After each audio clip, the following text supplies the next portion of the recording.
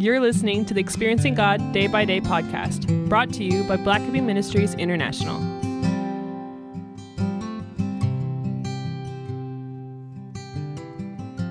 October 6. Prayer changes you. Exodus 32, verse 32.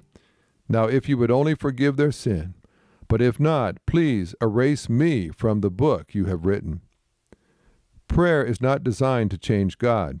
It is designed to change us. Prayer is not calling God in to bless our activities. Rather, prayer takes us into God's presence, shows us His will, and prepares us to obey Him. Moses climbed Mount Sinai and spent 40 days communing with God.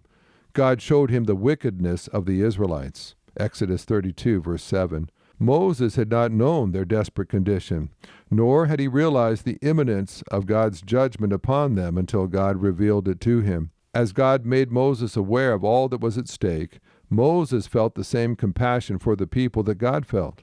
Moses became willing to sacrifice his own life for his obstinate people. In a compelling and selfless prayer of intercession, Moses offered to have his own name blotted out of the book of life if God would spare the people. In Moses' time with him, God had formed a mighty intercessor for his people. God will use your prayer times to soften your heart and change your focus. As you pray for others, the Holy Spirit will work in your heart so that you have the same compassion for them that God does. Romans 8, verses 26 and 27. If you do not love people as you should, pray for them. If you are not as active in God's service as you know He wants you to be, begin praying.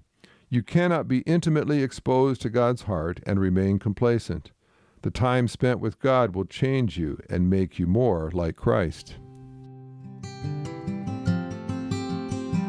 This podcast is based on the book Experiencing God Day by Day by Henry and Richard Blackaby, published by B&H Publishing Group, music by Mark Brown.